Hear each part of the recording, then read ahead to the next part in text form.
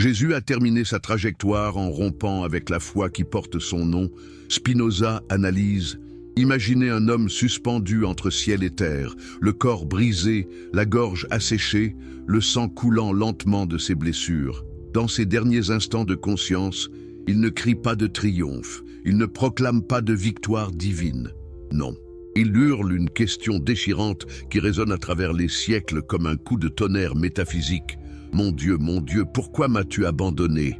Et si je vous disais que dans ce cri d'agonie se cachait la vérité la plus dangereuse jamais prononcée, que Jésus lui-même, dans ses derniers souffles, a détruit les fondations mêmes de la religion qui allait porter son nom.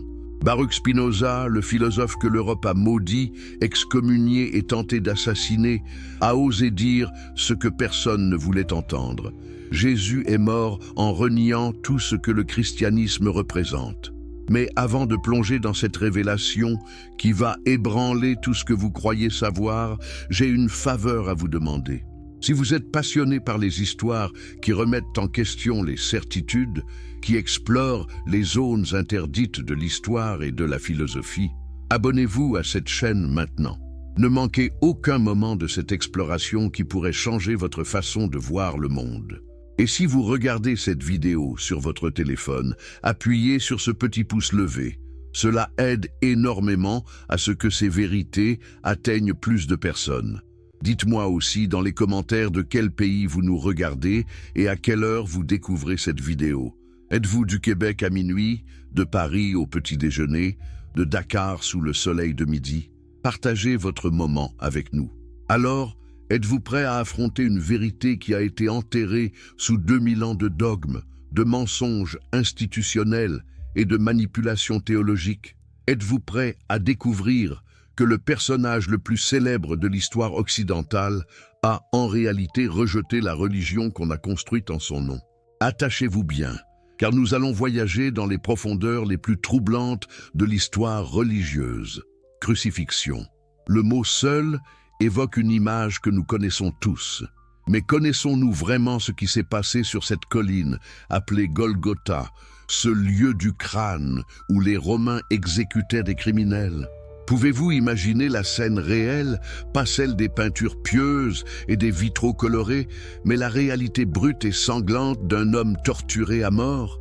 Jérusalem, vers l'an 30 ou 33 de notre ère. La ville est bondée pour la Pâque juive. Des dizaines de milliers de pèlerins affluent de toute la Judée et au-delà. L'air est chargé de tensions politiques. Les Romains occupent la Terre sainte, et leur présence est une insulte permanente pour les Juifs pieux.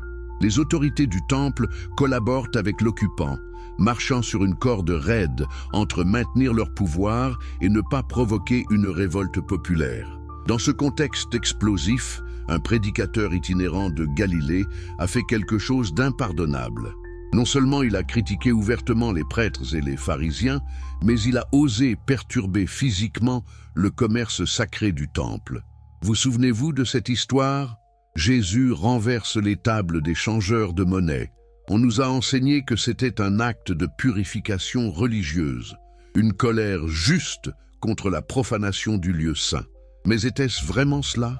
Spinoza, avec son regard de scalpel philosophique, voit quelque chose de radicalement différent. Il voit un homme qui ne cherche pas à purifier l'institution religieuse, mais qui la rejette dans son essence même. Comprenez bien le contexte historique. Le temple de Jérusalem n'était pas simplement un lieu de prière, c'était le centre nerveux de toute l'économie religieuse juive. Les changeurs de monnaie n'étaient pas des parasites qui s'étaient installés là par cupidité personnelle. Non, ils faisaient partie intégrante du système sacrificiel ordonné par la Torah elle-même. Les pèlerins venaient de tout l'Empire romain avec des monnaies portant des images païennes, interdites dans l'enceinte sacrée. Ils devaient échanger leur argent contre des shekels du temple. Ils devaient acheter des animaux certifiés purs pour les sacrifices. C'était la loi. C'était ce que Moïse, selon la tradition, avait commandé au nom de Dieu lui-même. Alors quand Jésus renverse ses tables, quand il chasse ses commerçants avec un fouet improvisé, que fait-il vraiment? Il ne proteste pas contre une corruption du système. Il attaque le système lui-même. Et que dit-il? « Ma maison sera appelée une maison de prière pour toutes les nations. mais vous en avez fait une caverne de voleurs. Remarquez cette phrase. Une maison de prière pour toutes les nations. Pas de sacrifice d'animaux. Pas de rituels complexes réservés aux Juifs. Pas de prêtres intermédiaires. Juste la prière pour tous. Pouvez-vous saisir la radicalité de cette déclaration? Jésus ne réforme pas le judaïsme, il le démantèle. Tout l'édifice de la religion mosaïque repose sur le temple, les sacrifices, les prêtres lévites, les lois de pureté. Jésus dit que tout cela est inutile. Pire encore, que c'est criminel. Les gardiens du temple ne sont pas des serviteurs de Dieu égarés, ce sont des voleurs. Spinoza, excommunié lui-même de la communauté juive d'Amsterdam pour ses idées hérétiques, comprend intimement ce geste. Il sait ce que signifie être rejeté par les autorités religieuses pour avoir osé questionner leurs fondements. Et il voit dans l'acte de Jésus au temple quelque chose de profondément philosophique, pas simplement religieux. Jésus démontre que les institutions religieuses, par leur nature même, trahissent toujours le divin qu'elles prétendent servir. Pourquoi? Parce qu'elles transforment la relation directe entre l'individu et l'infini en une relation médiatisée par des intermédiaires humains corrompus par le pouvoir. Le temple de Jérusalem était magnifique. Hérode le Grand avait dépensé des fortunes pour le reconstruire et l'agrandir. Ses pierres blanches brillaient au soleil méditerranéen. Ses cours pouvaient accueillir des dizaines de milliers de personnes. L'or recouvrait le Saint des Saints. C'était un monument à la gloire de Dieu, disait-on. Mais Spinoza demande, la gloire de quel Dieu? Le Dieu qui aurait commandé la construction de palais somptueux pendant que les pauvres mourraient de faim? Le Dieu qui aurait exigé le sang incessant d'animaux innocents? Ou le Dieu inventé par les prêtres pour maintenir leur pouvoir et leur richesse? Jésus regarde ce temple et voit non pas la maison de Dieu, mais la maison de l'exploitation humaine déguisée en piété. Et il agit en conséquence, violemment, physiquement. Ce n'est pas le doux Jésus des images pieuses qui caresse gentiment la tête des enfants. C'est un homme en colère qui renverse des tables, qui disperse de l'argent, qui fait claquer un fouet. Les prêtres et les marchands reculent, choqués. Qui est cet homme de Galilée, ce charpentier sans formation rabbinique, pour oser profaner leur commerce sacré? Et c'est précisément ce moment qui scelle son destin. Les autorités du temple savaient qu'elles devaient agir. Cet homme était dangereux, pas simplement pour l'ordre public, mais pour toute leur conception du divin. Il ne proposait pas une meilleure façon d'administrer le temple. Il déclarait le temple obsolète, inutile, criminel. Mais voici l'ironie historique que Spinoza ne manque pas de souligner. Qu'a fait le christianisme dès qu'il a obtenu le pouvoir politique sous Constantin au IVe siècle? Il a construit des temples encore plus grands, encore plus riches, encore plus somptueux que celui de Jérusalem. La basilique Saint-Pierre au Vatican, avec son or, ses marbres, ses fresques de Michel-Ange, sa coupole colossale, n'est-elle pas exactement ce que Jésus a attaqué au temple de Jérusalem? L'Église catholique, avec sa hiérarchie de cardinaux, d'évêques et de prêtres, avec son commerce d'indulgence que Luther dénoncera 15 siècles plus tard, n'est-elle pas exactement ce que Jésus a appelé une caverne de voleurs? Le christianisme a trahi Jésus précisément dans son geste le plus iconoclaste. Il a reconstruit ce que Jésus a détruit. Il a réinstitutionnalisé ce que Jésus a désacralisé. Il a créé de nouveaux intermédiaires humains entre l'individu et le divin, alors que Jésus avait précisément voulu éliminer tous les intermédiaires. Pensez-y un instant. Jésus n'a jamais demandé qu'on construise des églises en son nom. Il n'a jamais établi de hiérarchie ecclésiastique. Il n'a jamais créé de rituels complexes. Ses enseignements les plus importants ont été donnés sur des collines, au bord de lacs, dans des maisons privées. Il mangeait avec les prostituées et les collecteurs d'impôts méprisés. Il touchait les lépreux impurs. Il violait délibérément les lois de pureté rituelle. Et quand ses disciples lui ont demandé où Dieu habitait, il n'a pas pointé vers le temple. Il a dit que Dieu devait être adoré en esprit et en vérité, pas dans des bâtiments sacrés. Alors pourquoi le christianisme a-t-il fait exactement le contraire? Spinoza répond « Parce que les institutions religieuses ne servent jamais Dieu, elles servent toujours le pouvoir humain. Elles utilisent le nom de Dieu pour justifier leur propre existence, leur richesse, leur contrôle sur les masses. Jésus l'a compris. Il a vu à travers l'hypocrisie du temple, et le christianisme, en son nom, a recréé cette même hypocrisie à une échelle encore plus massive. Mais retournons à Golgotha. Les autorités ont arrêté Jésus. Judas, l'un de ses propres disciples, l'a trahi pour 30 pièces d'argent, le prix d'un esclave. Pourquoi Judas a-t-il trahi Jésus? Les évangiles suggèrent diverses raisons, cupidité ou désillusion. Mais Spinoza offre une interprétation plus profonde. Judas, comme les autres disciples, attendait un messie politique. Il voulait un leader qui chasserait les Romains et rétablirait le royaume d'Israël. Mais Jésus avait dit quelque chose de déconcertant. « Mon royaume n'est pas de ce monde ». Qu'est-ce que cela signifie? Pour le christianisme orthodoxe, cela signifie que Jésus parlait du royaume céleste après la mort. Mais Spinoza lit cela différemment. Jésus nie être un messie politique. Il nie avoir l'intention d'établir un royaume terrestre.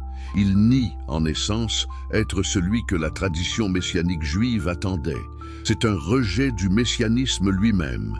Comprenez l'attente messianique dans le contexte du 1er siècle. Les Juifs, sous occupation romaine, attendaient désespérément un libérateur. La tradition prophétique parlait d'un oint de Dieu, un Mashiach, qui viendrait avec puissance et gloire pour restaurer Israël. De nombreux prétendants messianiques étaient apparus et avaient été exécutés par les Romains. Jésus semblait être un autre candidat possible. Ses disciples l'espéraient certainement. Pierre lui dit même « Tu es le Christ ». Le Messie. Mais Jésus répond de manière étrange. Il ordonne à Pierre de ne le dire à personne. Pourquoi? S'il est vraiment le Messie, pourquoi garder le secret? Spinoza suggère que Jésus savait qu'il n'était pas le Messie au sens traditionnel. Il ne venait pas pour établir un royaume politique. Il ne venait pas pour chasser les Romains.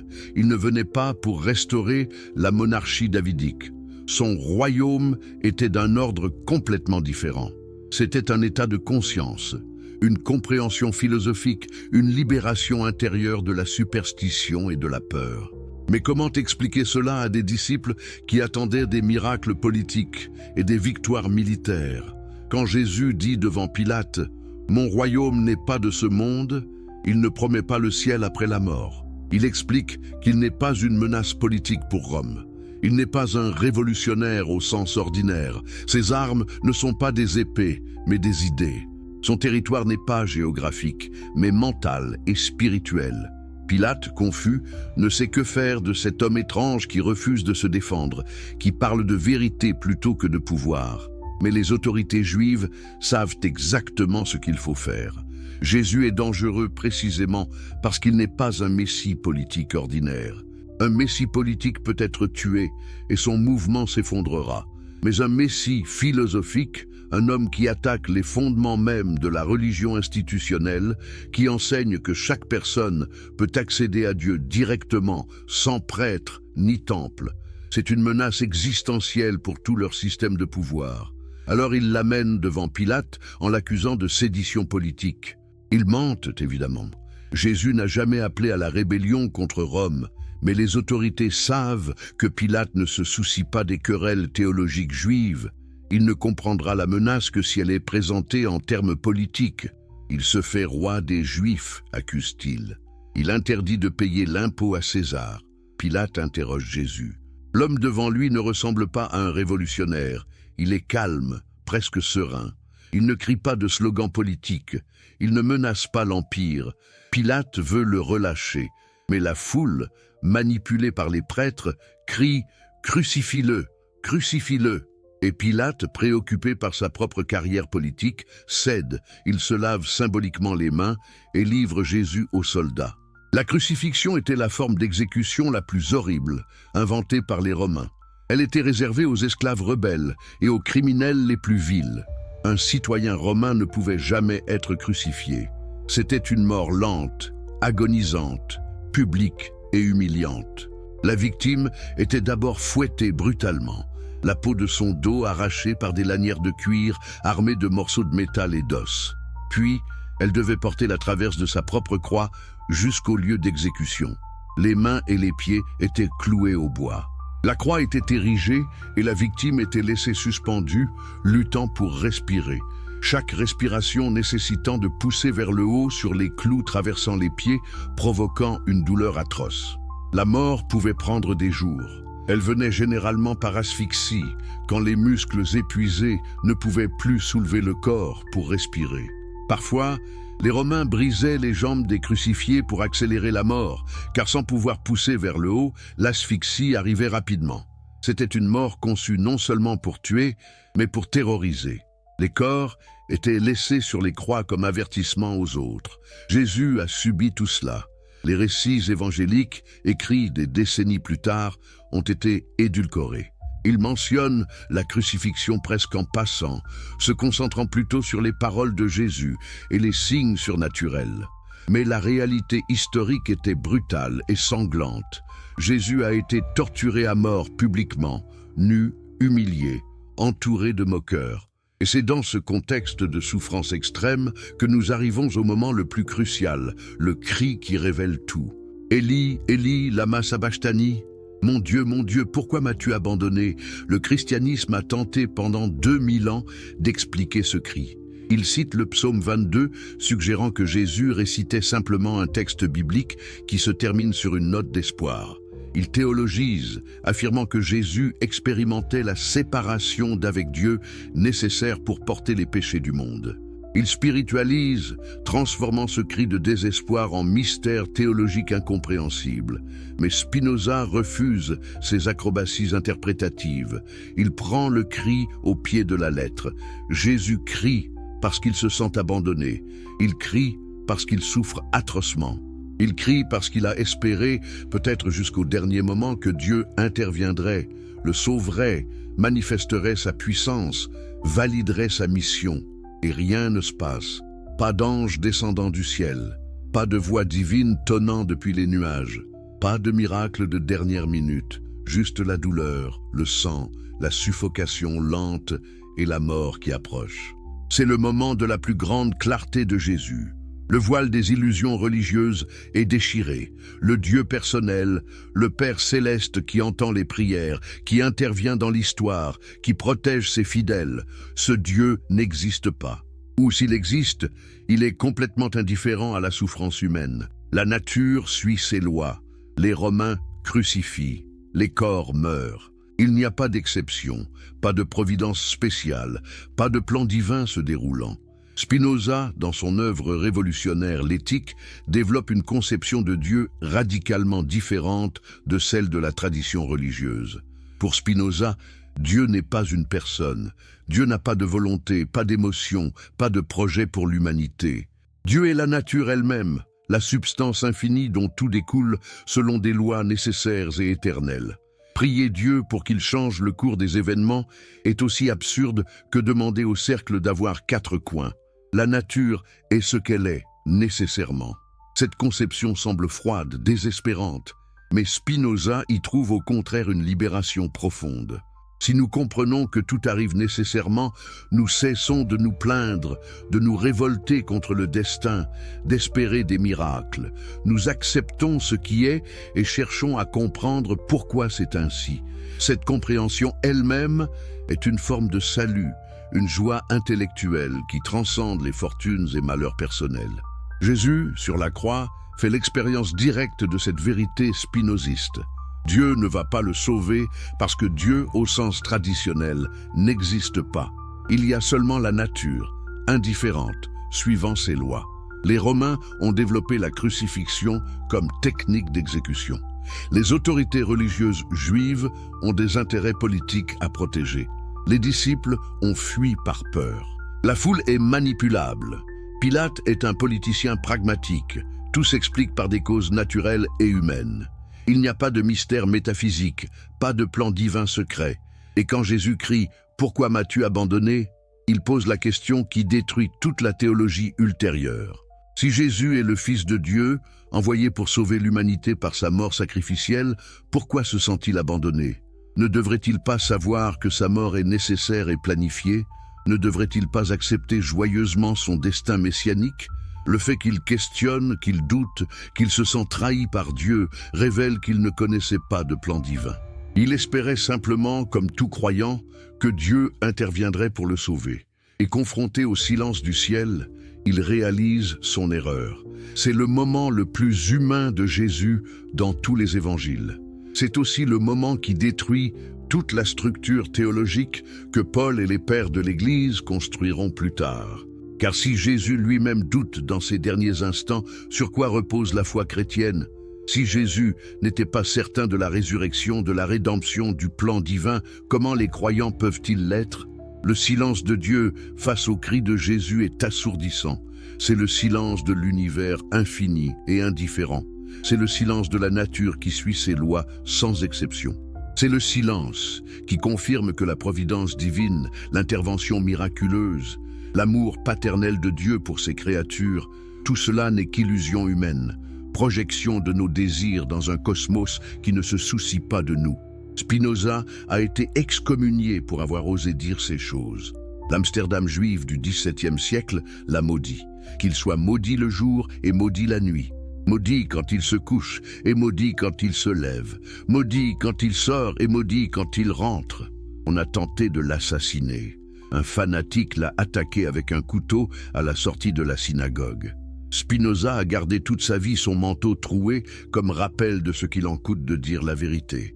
L'Église catholique a mis tous ses livres à l'index des ouvrages interdits. Les protestants l'ont dénoncé comme athée, comme le diable lui-même. Pourquoi tant de haine? Parce que Spinoza a fait ce que Jésus avait commencé mais n'avait pas pu achever. Il a systématisé philosophiquement la critique de la religion superstitieuse. Il a montré que la Bible n'est pas la parole de Dieu, mais un texte humain plein de contradictions et d'erreurs. Il a démontré que les miracles sont impossibles, car ils violeraient les lois immuables de la nature. Il a prouvé que l'immortalité personnelle est une illusion consolante. Et il a offert à la place une spiritualité rationnelle, une éthique basée non sur la peur de la punition divine ou l'espoir de récompenses célestes, mais sur la compréhension de ce qui est vraiment bon pour les êtres humains. Jésus n'avait pas le langage philosophique de Spinoza. Il parlait en paraboles, en métaphores, en hyperboles prophétiques. Mais son intuition fondamentale était la même. La religion institutionnelle est corrompue, les rituels sont inutiles. Dieu ne doit pas être cherché dans les temples, mais en soi-même. La vérité libère, tandis que le dogme esclave. Et maintenant, à vous qui m'écoutez, je pose la question. Pouvez-vous accepter cette vérité? Pouvez-vous regarder le crucifix, ce symbole du christianisme, et voir non pas un sacrifice rédempteur planifié par Dieu, mais un homme mourant qui se rend compte que ses espoirs religieux étaient vains? Pouvez-vous entendre le cri de Jésus, non comme une citation biblique stratégique, mais comme l'expression authentique du désespoir face à l'absence de Dieu? La plupart des gens ne le peuvent pas. C'est trop déstabilisant. Nous avons besoin de croire que quelqu'un veille sur nous, que nos souffrances ont un sens, que la mort n'est pas la fin absolue, que les méchants seront punis et les bons récompensés. La religion offre ces consolations. Elle ment, mais elle console. Spinoza et Jésus, chacun à sa manière, ont refusé ces mensonges consolants. Ils ont choisi la vérité dure plutôt que l'illusion douce. Et tous deux ont payé le prix. Jésus sur la croix, Spinoza dans l'isolement et la pauvreté, excommunié par les siens, haï par les chrétiens, obligé de gagner sa vie en polissant des lentilles optiques, mort jeune, probablement de la silicose causée par la poussière de verre. Mais leur vérité demeure. Elle attend ceux qui ont le courage de la regarder en face. Elle attend ceux qui préfèrent vivre dans la lumière crue de la réalité plutôt que dans l'obscurité confortable du mythe. Elle attend vous. Le cri de Jésus résonne encore. Pourquoi m'as-tu abandonné?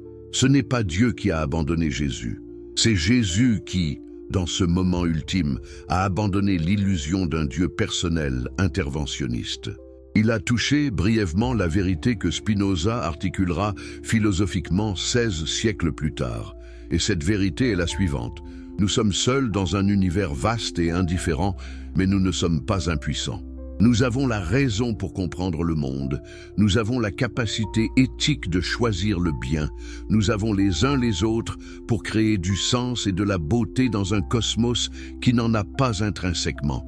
C'est terrifiant, c'est aussi libérateur. Car si Dieu ne va pas nous sauver, nous devons nous sauver nous-mêmes. Si le paradis n'existe pas après la mort, nous devons créer le paradis ici et maintenant. Si la moralité ne vient pas de commandement divin, nous devons la fonder rationnellement sur ce qui permet réellement la vie humaine florissante. Jésus a intuité tout cela. Spinoza l'a pensé systématiquement. Et nous, aujourd'hui, 2000 ans après la croix et 400 ans après l'éthique, nous sommes les héritiers de cette tradition hérétique. La tradition qui refuse de mentir, la tradition qui accepte la réalité telle qu'elle est, la tradition qui construit le sens humainement plutôt que de l'attendre divinement. Alors, écoutez à nouveau le cri, laissez-le pénétrer. Ne le théologisez pas, ne l'édulcorez pas, ne le transformez pas en mystère confortable. Entendez-le comme ce qu'il est, le moment où le fondateur du christianisme a cessé d'être chrétien. Avant de plonger dans ce qui pourrait être la révélation la plus dérangeante que vous entendrez aujourd'hui, permettez-moi de vous demander quelque chose. Si vous êtes fasciné par les vérités historiques qui ont été enterrées, censurées, interdites pendant des siècles, si vous voulez continuer ce voyage dans les profondeurs les plus troublantes de l'histoire religieuse, abonnez-vous maintenant à cette chaîne. Chaque vidéo que nous créons dérange les certitudes, bouscule les dogmes, révèle ce que les institutions ne veulent pas que vous sachiez. Et si vous regardez ceci sur votre téléphone en ce moment même, ce petit geste de toucher le pouce levé aide énormément à ce que cette vérité atteigne plus de personnes. Faites-le maintenant. Puis, dites-moi dans les commentaires, d'où nous regardez-vous? Êtes-vous à Montréal en ce dimanche matin brumeux? À Marseille, pendant votre pause déjeuner? À Bruxelles, tard dans la nuit? Et à quelle heure précisément découvrez-vous ces révélations? Partagez votre moment avec notre communauté. Maintenant, laissez-moi vous poser une question qui va tout changer. Avez-vous déjà vraiment lu les évangiles? Je ne parle pas de les entendre lus à l'église, édulcorés par des siècles d'interprétation théologique. Je parle de les lire vous-même, attentivement, en remarquant les contradictions, les tensions, les moments où Jésus dit quelque chose qui contredit complètement ce que le christianisme enseigne. Parce que si vous faites cela, si vous lisez vraiment avec attention, vous découvrirez quelque chose de stupéfiant. Jésus passe l'essentiel de son ministère à attaquer, démolir et rejeter la loi de Moïse, cette Torah que les Juifs considèrent comme la parole directe de Dieu lui-même. Comprenez bien ce que cela signifie. Moïse n'est pas un personnage mineur dans la tradition juive. Il est le prophète suprême, celui qui a parlé face à face avec Dieu, celui qui a reçu les tables de la loi sur le mont Sinaï, celui qui a guidé Israël hors de l'esclavage égyptien. Toute l'identité juive repose sur la Torah, les 5 livres attribués à Moïse. Remettre en question Moïse, c'est remettre en question le fondement même du judaïsme. Et c'est exactement ce que Jésus fait. Systématiquement, radicalement, sans compromis. Les évangiles préservent une formule que Jésus répète encore et encore, une formule qui est essentiellement une déclaration de guerre contre l'autorité mosaïque. Vous avez entendu qu'il a été dit aux anciens, mais moi je vous dis, cette formule simple contient une révolution théologique explosive. Qui sont les anciens? Ce sont ceux qui ont reçu la Torah de Moïse. Qu'est-ce qui a été dit? Ce sont les commandements directs de Dieu selon la tradition. Et qui est ce moi qui ose contredire Dieu? C'est Jésus, un charpentier de Nazareth, sans formation rabbinique officielle, sans lignée sacerdotale, sans autorité institutionnelle. Prenons des exemples concrets. La Torah dit « œil pour œil, dent pour dent ». C'était en réalité une loi progressiste pour son époque, limitant la vengeance à une proportionnalité stricte. Mais Jésus dit « moi, je vous dis de ne pas résister aux méchants. Si quelqu'un te frappe sur la joue droite, présente lui aussi l'autre. » Attendez, Moïse, parlant au nom de Dieu, établit un principe de justice rétributive. Jésus, un simple humain, déclare ce principe obsolète et le remplace par un principe de non-résistance radicale. N'est-ce pas incroyablement arrogant? Ou bien Jésus sait-il quelque chose que Moïse ignorait? Spinoza, avec sa logique implacable, pose la question autrement. Si Moïse a vraiment reçu les lois directement de Dieu, et si Dieu est infaillible et immuable, comment Jésus peut-il légitimement les changer? Soit Moïse n'a pas reçu ces lois de Dieu, soit Dieu change d'avis, soit Jésus n'a pas l'autorité qu'il revendique. Le christianisme traditionnel essaie de résoudre ce problème en affirmant que Jésus, étant lui-même Dieu incarné, a le droit de modifier ses propres lois antérieures. Mais cela crée un Dieu schizophrène qui se contredit lui-même, qui commande la vengeance à une époque puis le pardon absolu à une autre. Est-ce vraiment cohérent avec l'idée d'un Dieu parfait et immuable? Spinoza voit la vérité plus clairement. Ni Moïse ni Jésus n'ont parlé avec Dieu, parce que Dieu n'est pas le genre d'être qui parle avec les humains. La Torah n'est pas la parole divine, c'est un code légal ancien adapté aux besoins d'une société tribale du Moyen-Orient. Jésus l'a compris intuitivement. Il a vu que ces lois prétendument éternelles étaient en fait historiquement contingentes, souvent arbitraires, parfois carrément immorales. Et il a osé le dire. Regardons un autre exemple, encore plus radical. La Torah établit des lois alimentaires complexes. Certains animaux sont purs, d'autres impurs. Manger du porc est une abomination. Mélanger viande et produits laitiers est interdit. Ces lois ne sont pas des suggestions, ce sont des commandements divins. Violer les lois alimentaires rend une personne impure, séparée de Dieu et de la communauté. Des siècles de tradition juive reposent sur ces distinctions. Et que fait Jésus? Il déclare: « Ce n'est pas ce qui entre dans la bouche qui rend l'homme impur, mais ce qui sort de la bouche. » L'évangile de Marc ajoute même un commentaire éditorial. Ainsi, il déclarait tous les aliments purs. Réalisez-vous la portée de cette déclaration? D'un seul coup, Jésus abolit tout le système de pureté alimentaire que Dieu aurait supposément commandé à Moïse. Il ne dit pas que ces lois doivent être interprétées différemment. Il ne dit pas qu'elles restent valides, mais avec des exceptions. Il les déclare simplement nulles et non avenues. Les aliments n'ont aucune signification morale ou spirituelle. C'est le comportement éthique qui compte, pas ce que vous mangez. Les disciples de Jésus sont choqués.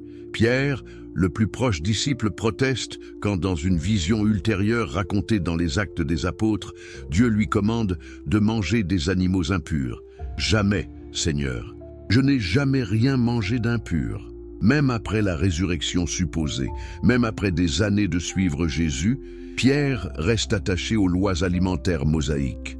Cela suggère que l'abolition de ces lois par Jésus était si radicale, si choquante, que même ses disciples les plus proches n'arrivaient pas à l'accepter pleinement. Paul, qui n'a jamais rencontré Jésus de son vivant, mais qui deviendra le véritable architecte du christianisme, devra se battre pendant des décennies avec les disciples originaux de Jésus sur cette question. Les disciples à Jérusalem, dirigés par Jacques, le frère de Jésus, continuent d'observer la Torah. Ils veulent que les convertis non-juifs se fassent circoncire et respectent les lois alimentaires. Paul insiste que tout cela est obsolète, que Jésus a inauguré une nouvelle alliance qui rend l'ancienne caduque. Le conflit devient si intense que Paul confronte Pierre publiquement à Antioche, l'accusant d'hypocrisie pour avoir mangé avec des non-juifs, puis s'être retiré quand des juifs observants sont arrivés. Spinoza étudie ce conflit historique avec fascination. Il y voit la preuve que Jésus lui-même était profondément ambigu sur la Torah. D'un côté, il dit « Je ne suis pas venu abolir la loi, mais l'accomplir ». De l'autre, il passe son temps à violer cette loi et à enseigner à ses disciples de faire de même. Comment réconcilier ces positions contradictoires? Le christianisme traditionnel invente des théologies complexes sur l'accomplissement et la nouvelle alliance. Mais Spinoza suggère une explication plus simple. Jésus était déchiré entre son héritage juif et ses intuitions philosophiques radicales. Il savait que la Torah était problématique, mais il n'avait pas encore développé une critique systématique qui lui permettrait de la rejeter entièrement et explicitement. Prenons le sabbat, le jour sacré de repos. La Torah est explicite. Celui qui travaille le jour du sabbat sera mis à mort. Ce n'est pas une suggestion, c'est un commandement capital. L'Ancien Testament raconte même l'histoire d'un homme exécuté pour avoir ramassé du bois le jour du sabbat. Le sabbat n'est pas simplement un jour de congé, c'est un signe de l'alliance entre Dieu et Israël, une institution si sacrée que sa violation mérite la peine de mort. Et Jésus, il guérit les malades le jour du sabbat. Il permet à ses disciples de cueillir des épis de blé le jour du sabbat quand ils ont faim. Quand les pharisiens, gardiens de la loi, protestent, Jésus répond avec une déclaration révolutionnaire. Le sabbat a été fait pour l'homme et non l'homme pour le sabbat. Arrêtez-vous un instant sur cette phrase. Elle inverse complètement la logique théologique traditionnelle. La loi n'est pas absolue, donnée par Dieu est donc inviolable. La loi est instrumentale, créée pour servir les besoins humains. Et si la loi ne sert pas ces besoins, elle peut être ignorée ou modifiée. C'est de l'humanisme avant la lettre. C'est exactement la position que Spinoza développera philosophiquement. Les lois, y compris les lois religieuses, n'ont aucune autorité transcendante. Elles sont des conventions humaines utiles dans certains contextes, mais modifiables selon les circonstances. Jésus applique ce principe au sabbat. Spinoza l'applique à toute la structure légale religieuse. Les pharisiens sont horrifiés. Pour eux, c'est du blasphème pur. Jésus place les besoins humains au-dessus des commandements divins explicites. Il fait de l'homme la mesure de la loi, plutôt que de la loi la mesure de l'homme. Les évangiles rapportent que c'est à partir de ces violations sabbatiques que les autorités religieuses commencent sérieusement à comploter pour tuer Jésus. Ils ne peuvent tolérer quelqu'un qui sape si ouvertement l'autorité de la Torah. Mais Jésus va encore plus loin. Il touche les lépreux, rendus impurs par la Torah. Il mange avec les prostituées et les collecteurs d'impôts, également considérés impurs. Il parle avec des femmes en public, violation des conventions strictes de séparation des sexes. Il entre dans des territoires non-juifs et guérit des non-juifs, transgressant les frontières de pureté ethnique. Chacun de ces actes est une déclaration. Les lois de pureté sont absurdes. Les distinctions rituelles sont sans signification. L'humanité commune transcende les catégories religieuses artificielles.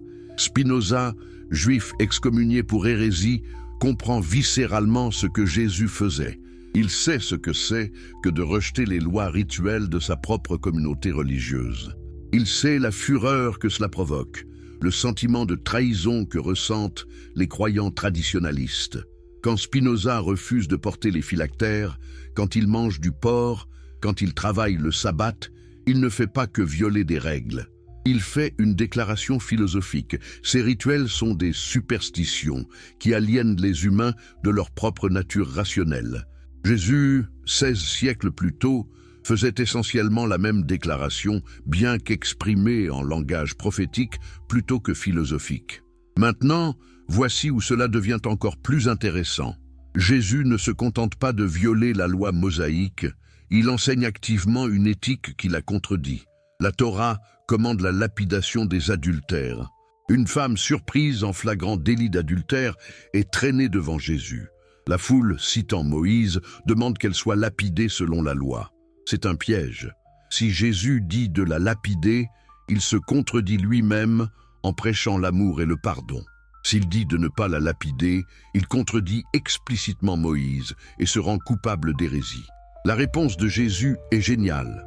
Que celui qui est sans péché jette la première pierre. Un par un, les accusateurs partent, réalisant leur propre culpabilité morale. Jésus reste seul avec la femme. Personne ne t'a condamné. Moi non plus, je ne te condamne pas. Va, et désormais ne pêche plus. Remarquez ce qui vient de se passer. Jésus a effectivement annulé la loi mosaïque. Moïse commande l'exécution. Jésus accorde le pardon. Ce n'est pas une interprétation différente de la même loi. C'est une loi complètement opposée. Le christianisme essaie de présenter Jésus comme l'accomplissement de la loi juive. Mais Spinoza voit clairement que c'est une distorsion. Jésus est l'antithèse de la loi juive. Où Moïse commande la justice rétributive, Jésus enseigne le pardon illimité. Où la Torah établit des rituels élaborés, Jésus enseigne la simplicité et l'intériorité. Où la loi crée des distinctions entre pur et impur, Jésus abolit toutes ces distinctions. Ce n'est pas une continuité, c'est une rupture radicale. Et pourtant, le christianisme, dans un tour de force d'acrobatie théologique, maintient l'Ancien Testament comme écriture sacrée. Les églises chrétiennes lisent encore les 10 commandements. Elles citent encore les prophètes. Elles prétendent encore que Jésus est le Messie prédit par les Écritures juives. Comment est-ce possible quand Jésus contredit si ouvertement ces Écritures? Spinoza identifie cette contradiction comme un défaut fondamental dans la logique chrétienne. On ne peut pas simultanément affirmer que la Torah est la parole de Dieu et que Jésus avait raison de la rejeter. L'un ou l'autre doit céder. Le christianisme choisit une solution bizarre. La Torah était valide pour son temps, mais a été remplacée par la nouvelle alliance de Jésus. Mais cela implique que Dieu change d'avis, que ses commandements éternels ne sont en fait pas éternels, que sa révélation parfaite nécessitait correction.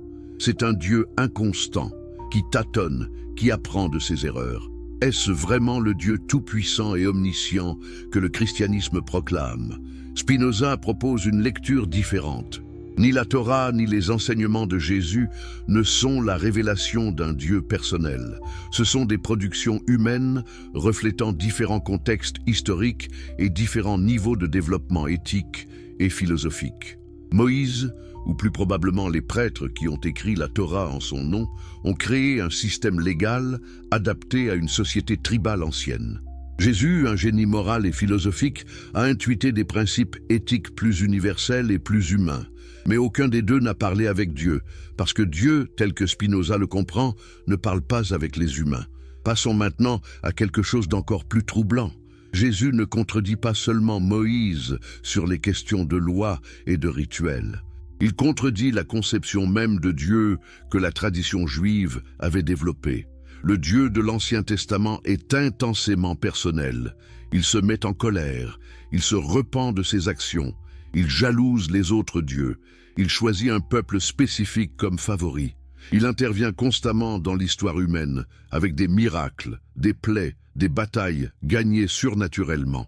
C'est un Dieu qui ressemble fondamentalement à un roi humain projeté dans le ciel, un Dieu anthropomorphe, avec toutes les émotions et caprices humains amplifiés à l'échelle cosmique. Jésus, dans certains de ses enseignements les plus profonds, suggère quelque chose de radicalement différent.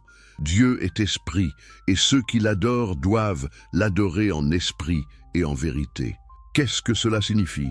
Le christianisme traditionnel spiritualise cette déclaration vaguement, suggérant que l'adoration doit être sincère plutôt que simplement rituelle. Mais Spinoza lit quelque chose de beaucoup plus radical ici. Dire que Dieu est esprit, c'est nier que Dieu soit matériel, corporel, spatial. Un Dieu qui est pur esprit ne peut pas littéralement s'asseoir sur un trône. Il ne peut pas avoir de visage, de mains, de voix audibles. Toute la description anthropomorphe de Dieu dans l'Ancien Testament devient métaphorique au mieux, fausse au pire. Quand Jésus enseigne à prier, il dit « Notre Père qui es aux cieux ». On interprète généralement cela comme confirmant l'image d'un Dieu paternel personnel. Mais regardez le reste de la prière. Que ton nom soit sanctifié, que ton règne vienne, que ta volonté soit faite sur la terre comme au ciel. Spinoza note que cette prière ne demande essentiellement rien de personnel. Elle ne dit pas « donne-nous un nouveau chariot » ou « guéris ma maladie spécifique ». Elle demande que l'ordre divin, la structure harmonieuse de l'univers, se manifeste pleinement. C'est presque une méditation philosophique sur la nature de la réalité plutôt qu'une pétition à un Dieu personnel. Jésus enseigne constamment à travers des observations de la nature. Regardez les oiseaux du ciel. Ils ne sèment ni ne moissonnent. Ils n'amassent pas dans des greniers, et votre Père céleste les nourrit. Considérez les lys des champs, comment ils croissent. Ils ne travaillent ni ne filent. Cependant, je vous dis que Salomon lui-même, dans toute sa gloire, n'a pas été vêtu comme l'un d'eux. Qu'est-ce que Jésus fait ici? Il pointe vers la nature comme révélation de Dieu. Les oiseaux ne prient pas, ne font pas de sacrifices, n'ont pas de temple, et pourtant ils sont soutenus par l'ordre naturel. Les lys ne connaissent pas la Torah, Et pourtant, ils manifestent une beauté qui surpasse la richesse humaine. Pour Spinoza, ces enseignements suggèrent que Jésus intuitivait ce que Spinoza formalisera comme l'équation Deus sive natura, Dieu, c'est-à-dire la nature. Dieu n'est pas un être séparé de la nature qui intervient miraculeusement de l'extérieur. Dieu est la nature elle-même, l'ordre nécessaire selon lequel tout existe et se déploie. Les oiseaux sont nourris non par un Père céleste personnel qui leur lance des graines, mais par les processus écologiques complexes qui constituent l'ordre naturel. Les lys sont beaux non parce qu'un Dieu artisan les a peints, mais parce que l'évolution biologique a produit leurs formes harmonieuses. Évidemment, Jésus n'avait pas notre compréhension scientifique moderne. Il ne connaissait pas l'évolution, l'écologie, les lois de la physique. Mais il avait une intuition profonde, que la nature elle-même manifeste quelque chose de divin, que l'étude et la contemplation du monde naturel nous rapprochent de la compréhension ultime, plus que tous les rituels religieux. Cela devient encore plus clair dans l'attitude de Jésus envers la prière. Il critique ouvertement ceux qui prient pour être vus des autres, qui multiplient les paroles, pensant que leur verbiage les fera être entendus. « Votre Père sait ce dont vous avez besoin avant que vous le lui demandiez, » dit Jésus. Attendez. Si Dieu sait déjà ce dont nous avons besoin avant que nous demandions, pourquoi demander? La prière de pétition devient logiquement absurde. Ou bien Dieu donne ce dont nous avons besoin, et notre demande est superflue. Ou bien il ne le donne pas, et notre demande est inefficace. Spinoza développe cette logique impitoyablement. Dans un univers où Dieu est identique à la nature et où tout se déroule selon des lois nécessaires, la prière de pétition est philosophiquement impossible. Demander à Dieu de changer le cours des événements, c'est demander à la nature de violer ses propres lois. C'est aussi absurde que de demander au cercle d'avoir 4 côtés. Cela ne peut pas arriver non pas parce que Dieu refuse, mais parce que c'est logiquement contradictoire. Alors quelle valeur peut avoir la prière? Pour Spinoza et pour Jésus correctement compris, la prière est méditation. C'est un moyen de concentrer l'esprit, de cultiver certaines attitudes mentales, de se rappeler ce qui est vraiment important. Quand Jésus prie dans le jardin de Gethsémani, « Que ta volonté soit faite, non la mienne », il ne demande pas littéralement à Dieu de changer d'avis sur le plan de crucifixion. Il se prépare psychologiquement à accepter ce qui va arriver, alignant sa volonté personnelle avec la nécessité cosmique. C'est une pratique spirituelle, pas une négociation avec une divinité. Le christianisme, bien sûr, a complètement raté cette compréhension subtile. Il a transformé la prière en un moyen magique d'obtenir des faveurs divines. Les églises sont remplies de gens demandant à Dieu de guérir leurs maladies, de leur donner de l'argent, de faire gagner leur équipe sportive favorite. C'est exactement le genre de prière superstitieuse que Jésus critiquait. C'est exactement le genre de conception infantile de Dieu que Spinoza démolit philosophiquement. Mais peut-être nulle part, la rupture de Jésus avec la tradition religieuse n'est-elle plus radicale que sur la question de l'au-delà. Le judaïsme du 1er siècle était divisé sur cette question. Les Sadducéens, l'aristocratie sacerdotale, niaient la résurrection des morts. Ils s'en tenaient à la Torah originale, qui ne contient aucune promesse claire de vie après la mort. Les pharisiens, au contraire, croyaient en la résurrection, une croyance qui s'était développée durant la période d'exil babylonien sous l'influence de la pensée zoroastrienne persane. Où se situe Jésus, c'est compliqué. D'un côté, il parle parfois du royaume des cieux, suggérant une réalité eschatologique future. Il raconte la parabole du pauvre Lazare qui va dans le sein d'Abraham après la mort, tandis que le riche homme va dans les tourments. Ces passages semblent confirmer une croyance en l'au-delà. Et bien sûr, toute la tradition chrétienne repose sur la résurrection supposée de Jésus lui-même après sa crucifixion. Mais d'un autre côté, regardez plus attentivement. Quand Jésus parle du royaume de Dieu, il dit souvent « Le royaume de Dieu est parmi vous » ou « en vous ». Pas dans le futur, pas dans un autre monde, mais ici et maintenant, comme un état de conscience transformé. Quand les pharisiens l'interrogent sur la résurrection, lui demandant à quel mari une femme mariée 7 fois appartiendra dans l'au-delà, Jésus répond d'une manière étrange. Dans la résurrection, on ne prend ni femme ni mari, mais on est comme des anges dans le ciel. Cette réponse ne confirme pas vraiment la résurrection corporelle. Elle suggère plutôt une transformation si radicale que les catégories terrestres comme le mariage ne s'appliquent plus. Et puis, il y a ce cri sur la croix que nous avons déjà exploré. Pourquoi m'as-tu abandonné? Si Jésus savait avec certitude qu'il ressusciterait dans 3 jours, qu'il triompherait de la mort, que son sacrifice rédempteur sauverait l'humanité, pourquoi ce cri de désespoir? Pourquoi pas plutôt une acceptation sereine, une confiance joyeuse?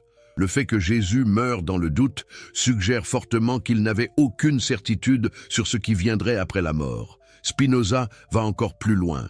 Il argue que la résurrection de Jésus n'a jamais eu lieu historiquement. Les récits de résurrection dans les évangiles se contredisent sur des détails cruciaux. Qui est allé au tombeau? Était-ce Marie-Madeleine seule ou plusieurs femmes? Qui ont-elles vu?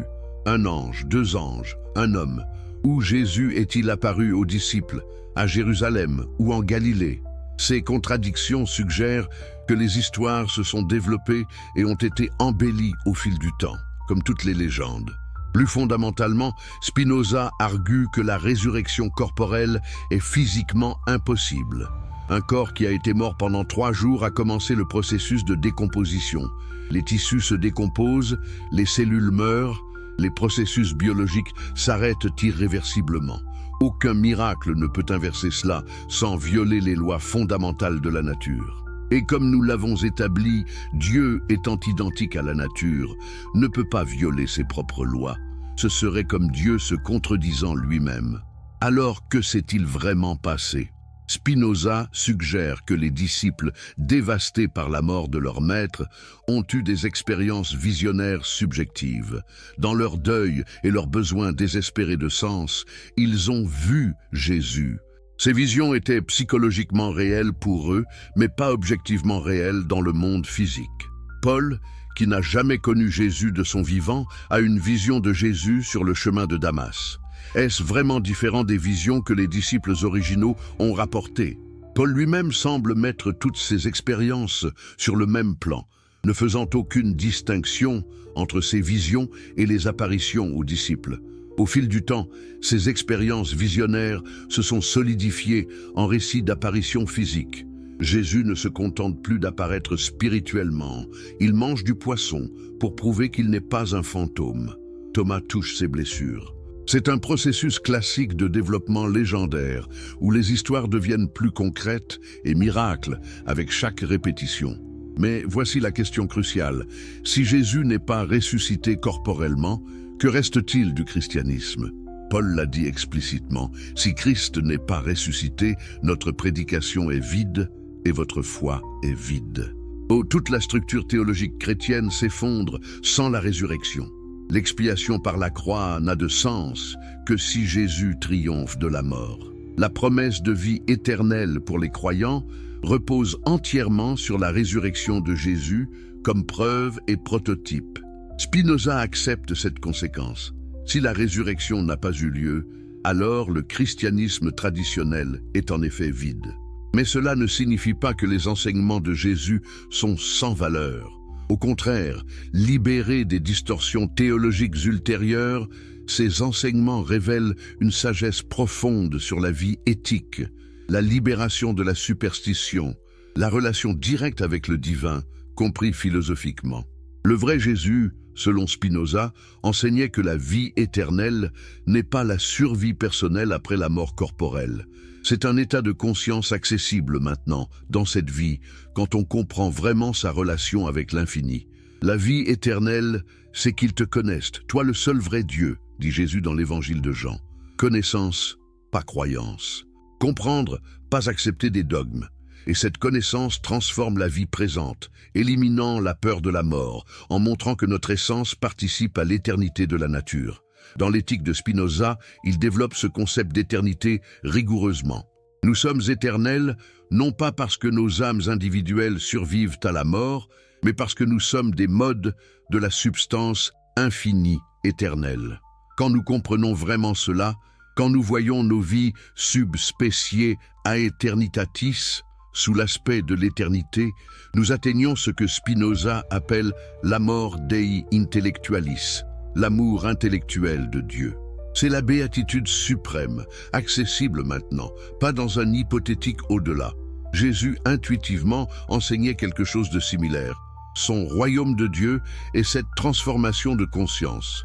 Sa vie éternelle est cette compréhension qui libère de la peur et de la superstition. Mais le christianisme a complètement manqué cela, transformant les intuitions philosophiques profondes de Jésus en promesses littérales vulgaires de survie après la mort, avec des corps ressuscités, vivant éternellement sur des nuages, en jouant de la harpe. Pensez-y un instant.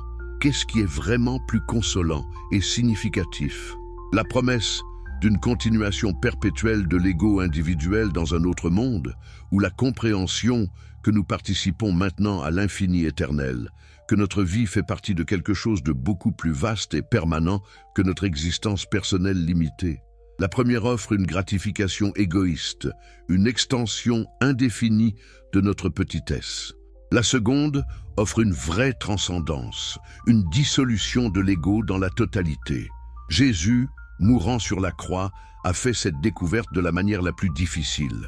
Aucun Dieu personnel ne venait le sauver. Aucune armée angélique ne descendait du ciel. La mort approchait inexorablement selon les lois naturelles. Et dans ce moment d'abandon, dans ce moment où toutes les illusions religieuses se dissipaient, Jésus a peut-être aperçu la vérité que Spinoza articulerait plus tard. Nous sommes mortels, nos corps périssent, notre conscience individuelle s'éteint, mais la nature dont nous sommes des expressions temporaires continue éternellement. Tout est accompli, dit Jésus avant de mourir selon l'évangile de Jean.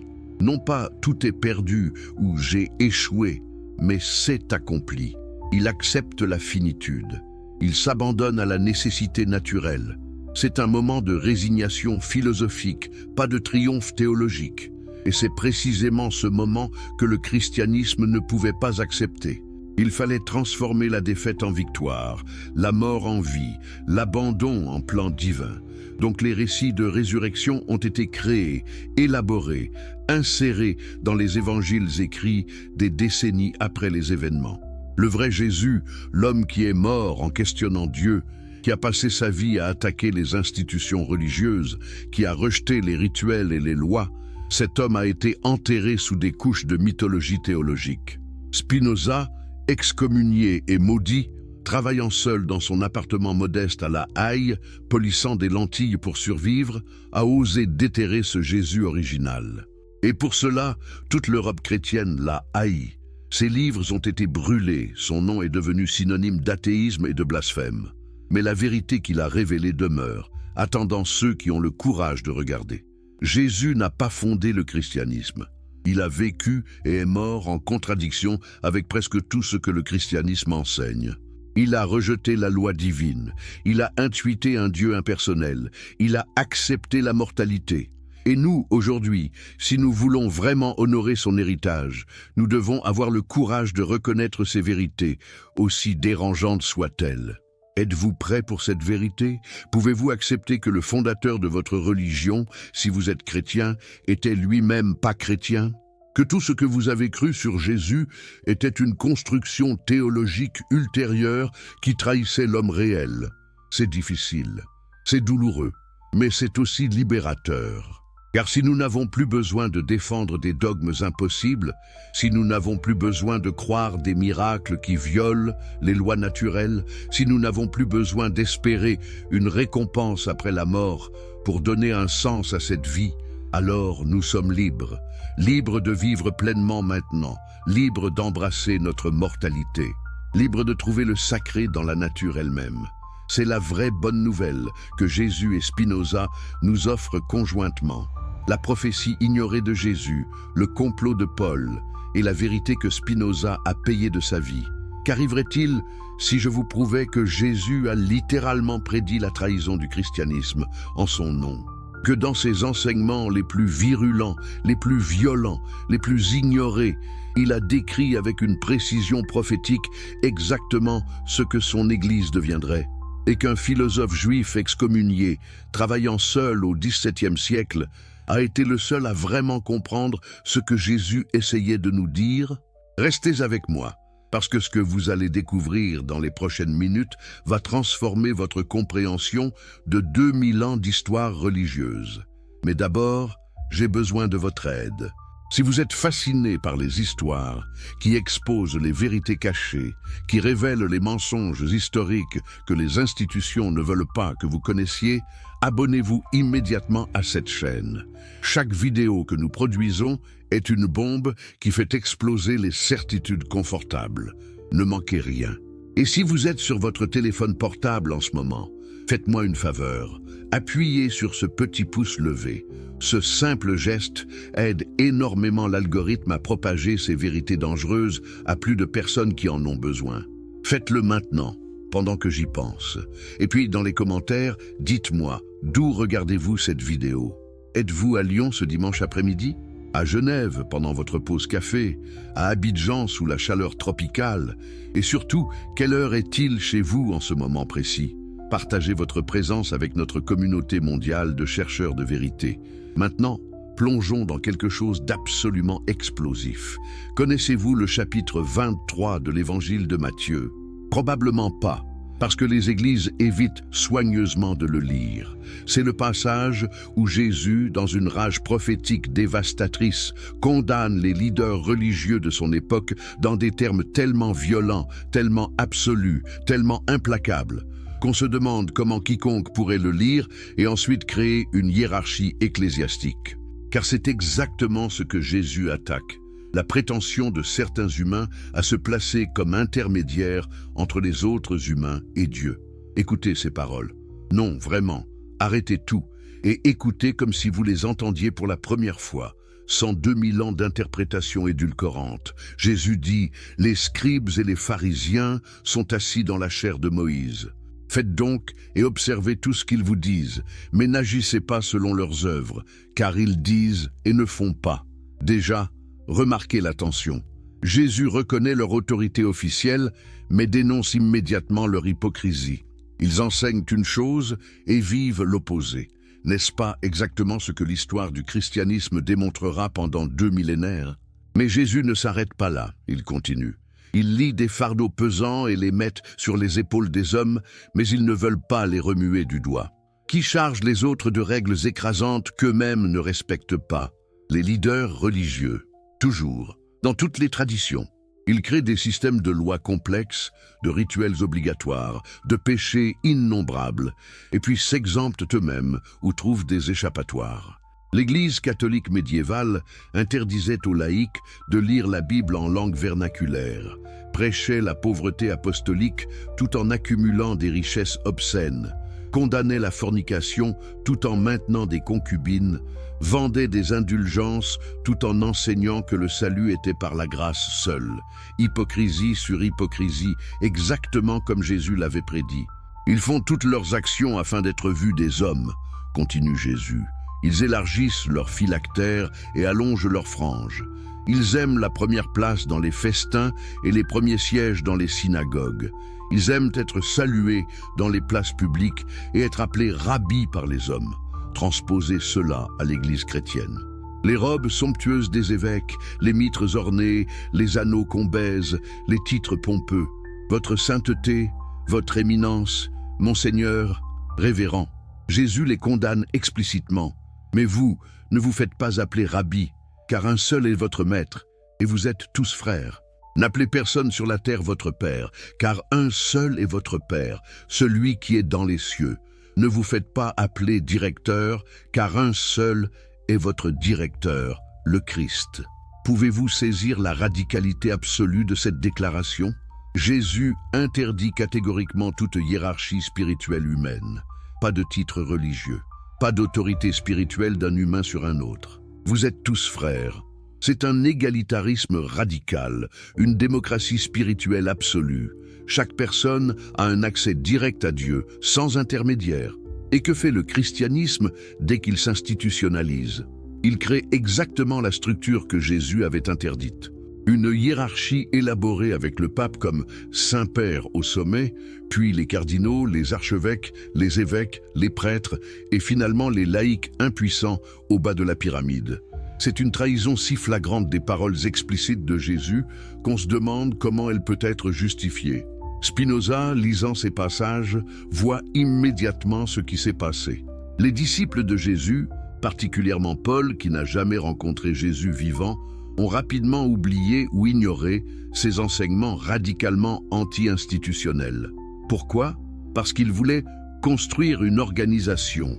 Et toute organisation nécessite une hiérarchie, des autorités, des structures de pouvoir. Le message pur de Jésus était incompatible avec la construction d'une église, donc le message a été modifié, adouci, réinterprété jusqu'à ce qu'il permette exactement ce qu'il interdisait.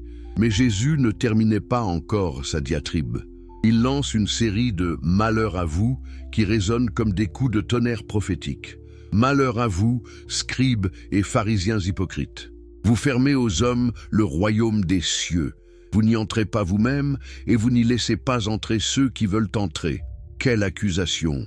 Les leaders religieux, loin d'aider les gens à trouver Dieu, bloquent activement l'accès. Comment? En créant des règles complexes, des dogmes obscurs, des rituels obligatoires qui remplacent la relation directe et simple avec le divin. L'Église catholique a fait exactement cela pendant des siècles.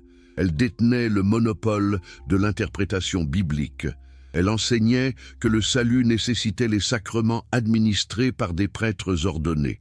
Elle menaçait d'excommunication quiconque osait contester son autorité.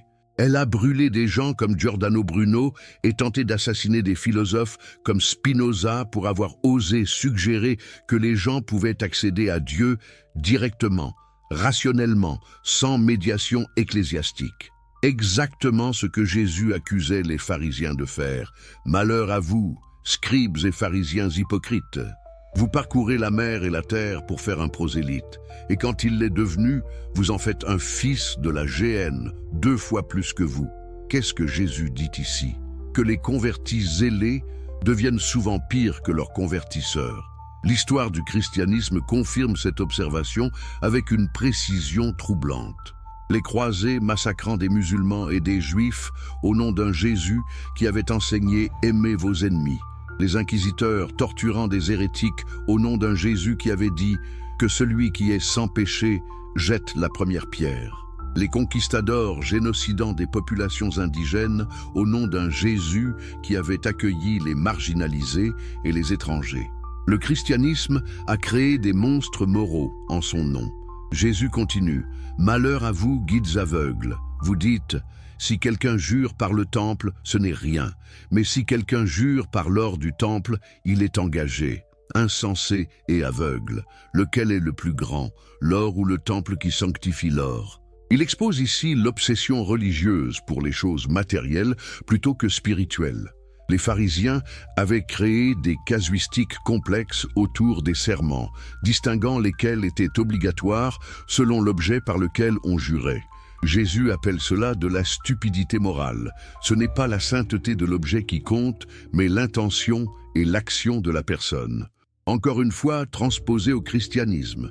L'obsession avec les reliques sacrées, les bouts de la vraie croix vendus dans toute l'Europe médiévale, les morceaux d'os de saints, le sensuaire, l'or et les joyaux recouvrant les autels pendant que les pauvres mouraient de faim. Les cathédrales colossales nécessitant des décennies et des fortunes pour être construites pendant que le message de Jésus était de servir les pauvres et les malades. Matérialisme spirituel, exactement ce que Jésus dénonçait. Malheur à vous, scribes et pharisiens hypocrites. Vous payez la dîme de la menthe, de l'ânette et du cumin, et vous laissez ce qui est plus important dans la loi, la justice, la miséricorde et la fidélité. C'est là ce qu'il fallait pratiquer, sans négliger les autres choses. Guides aveugles, vous filtrez le moucheron et vous avalez le chameau.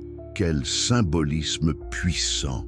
Les leaders religieux s'obsèdent sur des détails rituels minuscules, tout en ignorant les principes moraux fondamentaux. Ils percent minutieusement leur vin pour éliminer les petits insectes qui le rendraient impur, mais ils avalent métaphoriquement des chameaux entiers d'injustice et de cruauté. L'histoire ecclésiastique regorge d'exemples. L'Église débattant pendant des siècles sur des points de doctrine trinitaire microscopiques, tout en tolérant l'esclavage. Les théologiens élaborant des théories complexes sur la transsubstantiation, tout en bénissant des armées partant massacrer d'autres chrétiens. Les prêtres obsédés par la virginité et la chasteté, tout en abusant sexuellement d'enfants. Filtrer les moucherons, avaler les chameaux, exactement comme Jésus l'avait prédit. Malheur à vous, scribes et pharisiens hypocrites. Vous nettoyez le dehors de la coupe et du plat, et au-dedans, ils sont pleins de rapine et d'intempérance. Pharisiens aveugles. Nettoie premièrement l'intérieur de la coupe et du plat, afin que l'extérieur aussi devienne net. L'apparence contre la réalité. La piété extérieure masquant la corruption intérieure. Combien de scandales ecclésiastiques ont révélé exactement ce schéma? Des prêtres prêchant la moralité publiquement tout en vivant dans la débauche privée. Des évêques donnant des sermons sur l'intégrité tout en détournant des fonds. Des télévangélistes pleurant sur scène tout en escroquant leurs fidèles. L'extérieur poli, l'intérieur pourri.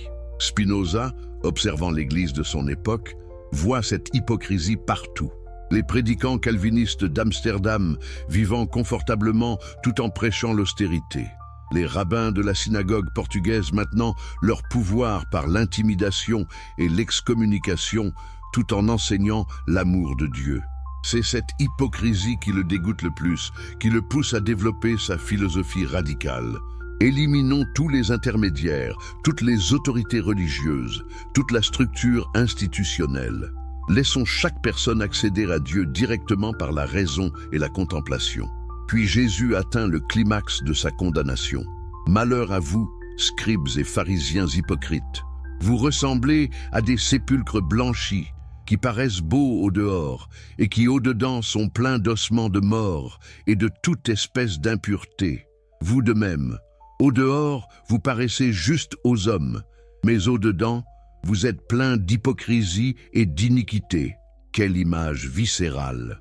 Des tombes blanchies à la chaux pour paraître propres et belles, mais contenant la pourriture de la mort à l'intérieur.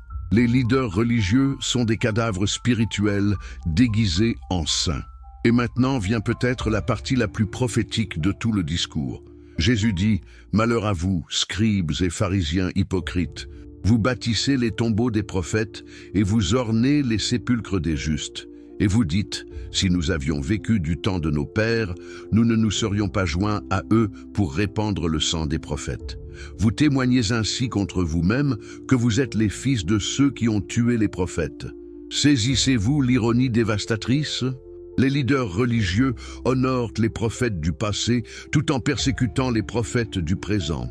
Ils construisent des monuments aux martyrs d'autrefois tout en créant de nouveaux martyrs aujourd'hui. Le christianisme a fait exactement cela. Il a vénéré Jésus comme Dieu tout en tuant quiconque essayait de suivre réellement ses enseignements. Il a canonisé des saints qui avaient défié l'autorité religieuse de leur époque, puis a brûlé vifs ceux qui défiaient l'autorité religieuse de la nouvelle époque. Il a construit des basiliques somptueuses pour honorer un homme qui n'avait nulle part où reposer sa tête, puis a excommunié ceux qui prêchaient la pauvreté apostolique. L'histoire se répète parce que les institutions religieuses, par leur nature même, trahissent toujours les fondateurs qu'elles prétendent servir. Et Jésus le savait. Écoutez ces paroles finales dans cette diatribe. C'est pourquoi, voici, je vous envoie des prophètes, des sages et des scribes. Vous tuerez et crucifierez les uns, vous battrez de verges les autres dans vos synagogues et vous les persécuterez de ville en ville, afin que retombe sur vous tout le sang innocent répandu sur la terre. C'est une prophétie, pas seulement une condamnation. Jésus prédit que les autorités religieuses continueront à tuer les prophètes, y compris ceux qu'il enverra. Et l'histoire confirme. Étienne lapidé, Jacques décapité, Pierre crucifié, Paul exécuté, et ensuite des siècles de martyrs chrétiens tués non par des païens, mais par d'autres chrétiens qui les accusaient d'hérésie. Spinoza est lui-même un exemple de cette prophétie.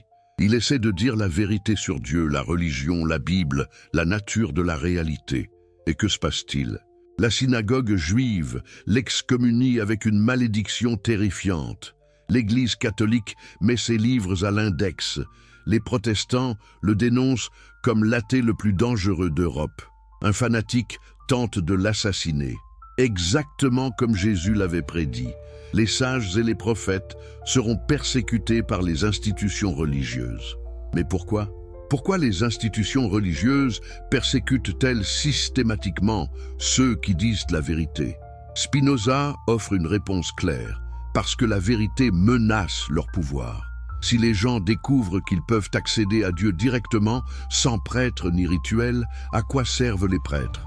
Si la moralité peut être fondée rationnellement sur ce qui est réellement bon pour l'humanité, plutôt que sur des commandements divins arbitraires, à quoi servent les autorités religieuses qui interprètent ces commandements? Si les miracles sont impossibles et les prophéties sont des prédictions vagues réinterprétées après coup, sur quoi repose l'autorité des textes sacrés? Les institutions religieuses ne peuvent tolérer ces questions parce qu'elles exposent la vacuité de leurs prétentions. Donc elles doivent faire taire, ostraciser, persécuter et, si nécessaire, tuer ceux qui posent ces questions. Ce n'est pas de la malveillance consciente, c'est l'instinct de survie institutionnelle. Toute institution religieuse ou autre résiste à sa propre obsolescence. Et Jésus, puis Spinoza, ont rendu les institutions religieuses obsolètes en montrant qu'elles sont non seulement inutiles, mais activement nuisibles à la véritable spiritualité. Maintenant, considérons un autre aspect troublant de cette histoire. Comment Jésus a-t-il été transformé de critique radicale de la religion en fondateur d'une religion? Comment l'homme qui a dit « n'appelez personne Père » est-il devenu l'autorité justifiant l'existence de Saint-Père? La réponse se trouve en grande partie dans une personne, Paul de Tarse. Paul n'a jamais rencontré Jésus de son vivant. Il persécutait activement les premiers disciples de Jésus, assistant au meurtre d'Étienne. Puis, selon son propre témoignage, il a eu une vision sur le chemin de Damas. Jésus, lui, est apparu dans une lumière aveuglante et l'a converti instantanément. À partir de ce moment, Paul s'est considéré comme apôtre, égal à Pierre et aux autres qui avaient réellement marché avec Jésus. Mais voici le problème. Le message de Paul est radicalement différent de celui de Jésus. Jésus enseignait principalement l'éthique, la justice sociale, la critique des hypocrites religieux. Il parlait du royaume de Dieu comme quelque chose de présent, accessible maintenant par un changement de conscience. Ces paraboles concernaient des comportements concrets. Aidez les pauvres, pardonnez vos ennemis, ne jugez pas les autres. Paul transforme tout cela en théologie abstraite. Soudainement, le christianisme concerne le péché originel, la chute d'Adam, l'expiation substitutive, la justification par la foi, la résurrection corporelle, la seconde venue imminente. Ces concepts sont presque totalement absents des enseignements de Jésus dans les évangiles. Ils viennent de Paul, et c'est Paul, non Jésus, qui devient le véritable fondateur du christianisme théologique. Pourquoi Paul fait-il cela? Spinoza suggère que Paul, formé comme pharisien, ne peut s'empêcher de penser théologiquement. Il doit créer un système doctrinal cohérent. Jésus était un enseignant de sagesse pratique. Paul est un théologien systématique. Jésus parlait aux foules de paysans galiléens. Paul écrit des lettres à des communautés urbaines sophistiquées à travers l'Empire romain. Jésus était juif, s'adressant aux juifs. Paul est juif, s'adressant principalement aux gentils. Les contextes sont complètement différents et donc les messages divergent. Mais plus fondamentalement, Paul a besoin de justifier pourquoi les gentils devraient suivre un Messie juif crucifié. Dans le monde gréco-romain, l'idée d'adorer un criminel exécuté est absurde. La crucifixion est la mort la plus honteuse imaginable. Donc Paul doit transformer cette mort honteuse en quelque chose de cosmiquement significatif. Il crée la théologie du sacrifice expiatoire. Jésus est mort pour les péchés du monde. Son sang purifie l'humanité. Sa résurrection garantit la vie éternelle pour les croyants. Rien de tout cela ne vient de Jésus. Jésus n'a jamais dit « je vais mourir pour expier vos péchés ». Quand il parle de sa mort imminente, c'est dans le contexte de prophètes persécutés, pas de sacrifice cosmique. Mais Paul a besoin de cette théologie pour que le mouvement se propage au-delà d'une secte juive apocalyptique marginale. Et il réussit brillamment. Le christianisme paulinien se répand à travers l'Empire, éventuellement devient la religion officielle de Rome, domine l'Europe pendant 1000 ans. Mais à quel prix? Le prix est l'enterrement du vrai Jésus sous des couches de théologie paulinienne. Le Jésus qui attaquait les institutions religieuses est transformé en fondateur de la plus grande institution religieuse de l'histoire. Le Jésus qui rejetait les rituels est au centre d'un système rituel élaboré. Le Jésus qui enseignait l'égalité spirituelle devient la tête d'une hiérarchie spirituelle stricte. C'est une trahison si complète qu'elle en est presque impressionnante. Spinoza voit tout cela clairement. Dans son traité théologico-politique, il analyse systématiquement comment les textes sacrés ont été manipulés, comment les prophètes ont été déformés, comment les religions organisées servent toujours les intérêts politiques des élites. Et il propose une alternative radicale. Abandonnons complètement l'idée de religion révélée. Reconnaissons que tous les textes religieux sont des productions humaines, utiles pour leur contexte historique, mais pas obligatoires éternellement. Fondons la moralité sur la raison et l'expérience plutôt que sur des commandements divins supposés. Adorons Dieu, si nous devons utiliser ce mot, non en suivant des rituels, mais en comprenant la nature et en vivant selon ses lois. C'est la vraie leçon de Jésus selon Spinoza. Jésus intuitivement comprenait que la religion institutionnelle est corrompue, que les rituels sont vides de sens, que Dieu n'est pas une personne qui répond aux prières, mais la structure même de la réalité. Mais Jésus n'avait pas les outils philosophiques pour systématiser ses intuitions. Spinoza les fournit. L'éthique de Spinoza est, d'une certaine manière, l'accomplissement de ce que Jésus a commencé. Pensez à l'ironie historique. Spinoza, juif excommunié, est plus fidèle à l'esprit de Jésus que toute l'Église chrétienne. Les chrétiens qui brûlent les livres de Spinoza et le dénoncent comme athées trahissent leur propre fondateur. Ils défendent précisément ce que Jésus attaquait. Dogmatisme, ritualisme, autorité religieuse, hypocrisie institutionnelle. Spinoza, en rejetant tout cela, honore réellement l'héritage de Jésus. Mais Spinoza paie un prix terrible pour cette fidélité. Il est coupé de sa communauté, haï par presque tous, forcé de vivre dans la pauvreté et l'isolement. Ses livres sont interdits partout. Son nom devient synonyme de blasphème. Il meurt jeune, ses poumons détruits par la poussière de verre de son travail de polissage de lentilles. Aucune cérémonie religieuse à ses funérailles. Peu de gens présents. Ses biens sont vendus pour payer ses dettes modestes. Aucun monument. Juste un philosophe qui a osé dire la vérité, enterré rapidement et oublié par la plupart de ses contemporains. Mais sa vérité survit. Ses livres, copiés clandestinement et lus en secret, influencent les Lumières. Voltaire, bien qu'hostile à Spinoza publiquement, est profondément influencé par lui. Les philosophes allemands, de Lessing à Hegel, s'engagent avec sa pensée. Einstein, des siècles plus tard, dira qu'il croit au Dieu de Spinoza. L'héritage perdure parce que la vérité, une fois articulée clairement, ne peut être complètement supprimée. Et maintenant, nous arrivons à vous, à moi, à nous tous vivant au XXIe siècle. Que faisons-nous de tout cela? Comment vivons-nous avec la connaissance que Jésus a rejeté le christianisme avant même que le christianisme n'existe? Que 2000 ans d'histoire religieuse reposent sur une trahison fondamentale? Que les institutions dans lesquelles des milliards de personnes placent leur foi sont exactement ce que leur supposé fondateur a condamné? Certains réagiront avec déni. Ils trouveront des raisons pour rejeter cette analyse, la qualifiant d'hérétique ou d'athée ou de mal informés. Ils s'accrocheront à leurs croyances confortables parce que les abandonner est trop déstabilisant. Et c'est compréhensible. Les croyances religieuses ne sont pas simplement des idées intellectuelles, ce sont des identités, des communautés, des systèmes de sens qui structurent des vies entières. D'autres réagiront avec colère. Colère contre les institutions religieuses qui les ont trompés. Colère contre les parents et enseignants qui leur ont transmis des mensonges. Colère contre eux-mêmes pour avoir été crédules. Cette colère est aussi valide. On a le droit d'être en colère quand on découvre qu'on a été manipulé. Mais Spinoza nous offre une troisième voie, plus difficile mais ultimement plus libératrice. Plutôt que le déni ou la colère, la compréhension. Comprendre comment et pourquoi les institutions religieuses se développent comme elles le font. Comprendre les besoins psychologiques humains que la religion satisfait.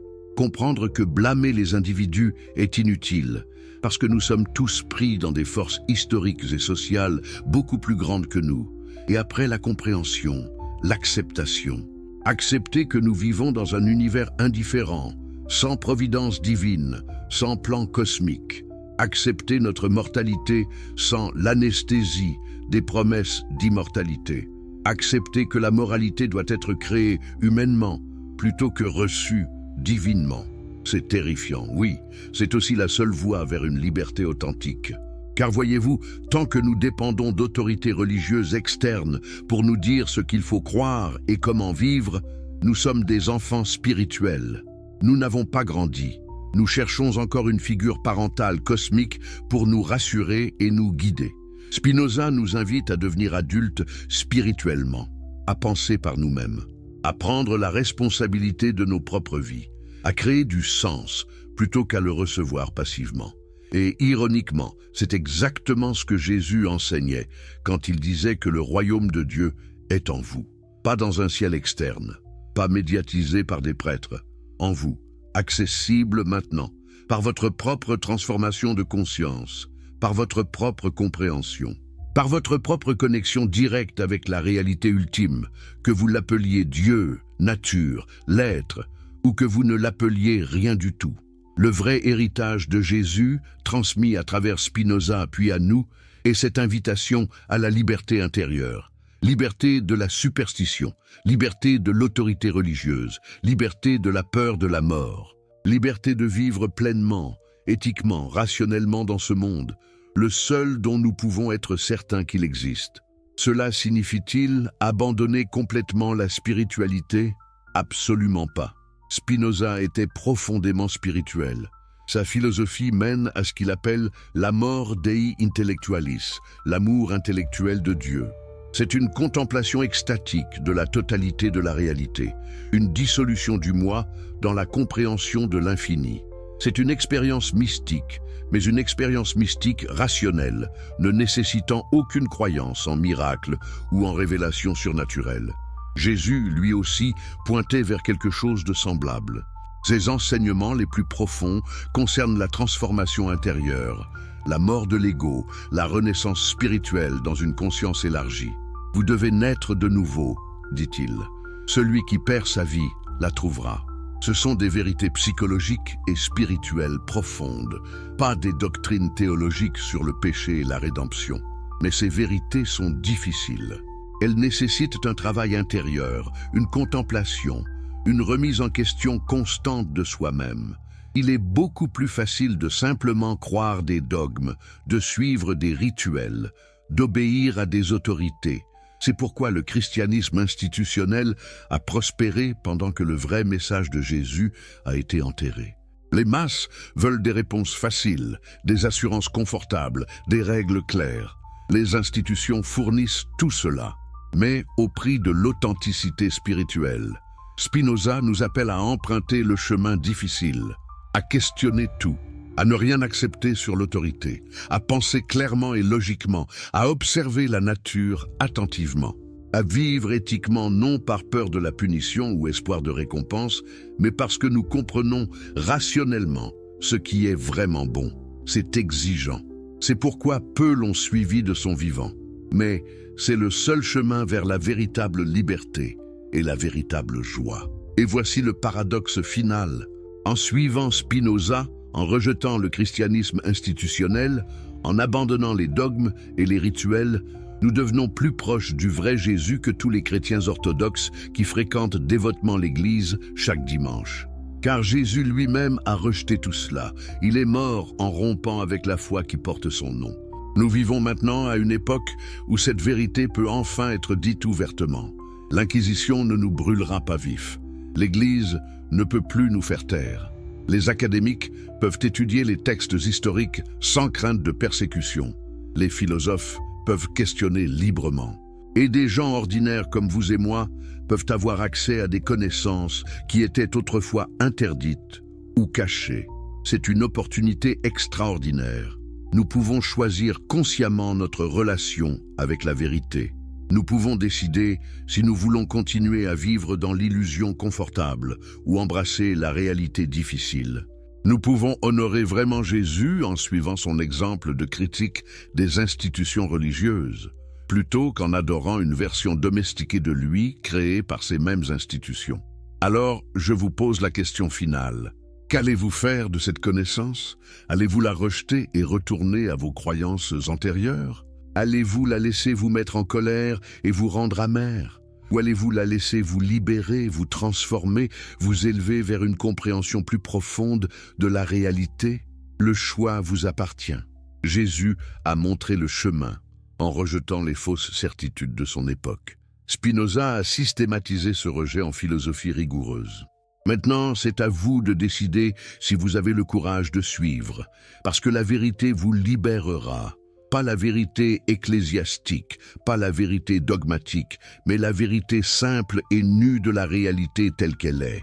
Un univers vaste et indifférent dans lequel nous sommes de minuscules êtres conscients, mortels mais capables de comprendre, faibles mais capables d'éthique, seuls mais capables d'amour et de solidarité. C'est terrifiant, c'est aussi magnifique. Jésus l'a compris sur la croix. Dans ce moment d'abandon total, quand toutes les illusions se sont évaporées, il a touché la vérité pure. Et cette vérité était: nous sommes seuls, Dieu tel que la tradition le conçoit n'existe pas, mais la vie vaut quand même la peine d'être vécue, l'amour vaut quand même la peine d'être donné, la vérité vaut quand même la peine d'être dite. Spinoza a vécu cette vérité. Excommunié, haï, isolé, pauvre, il a quand même poli ses lentilles chaque jour, écrit ses philosophies chaque nuit et, selon les témoignages de ceux qui le connaissaient, vécu dans une sérénité profonde. Il avait trouvé la béatitude non dans les promesses de l'au-delà, mais dans la compréhension de ce monde. Il avait transcendé la peur, non en la niant, mais en la comprenant. Il était libre non parce qu'un Dieu externe l'avait libéré, mais parce qu'il avait libéré lui-même son propre esprit. Et maintenant, cette liberté est offerte à vous. Pas facilement, pas confortablement, mais authentiquement. La seule question est: êtes-vous prêt à l'accepter? Êtes-vous prêt à vivre sans les béquilles de la religion institutionnelle? Êtes-vous prêt à créer votre propre sens plutôt que de le recevoir des autorités? Êtes-vous prêt à être adulte spirituellement? Si oui, bienvenue dans la tradition hérétique la plus noble de l'histoire humaine, la tradition de ceux qui ont osé dire la vérité quoi qu'il en coûte. Jésus mourant en questionnant Dieu. Spinoza vivant excommunié mais libre. Et maintenant vous, décidant consciemment de voir la réalité clairement plutôt que confortablement. C'est le vrai christianisme, si nous devons encore utiliser ce mot.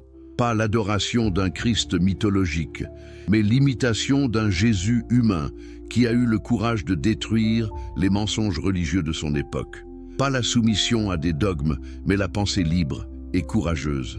Pas la peur de l'enfer ou l'espoir du paradis, mais l'amour de la vérité pour elle-même. Jésus a terminé sa trajectoire en rompant avec la foi qui porte son nom.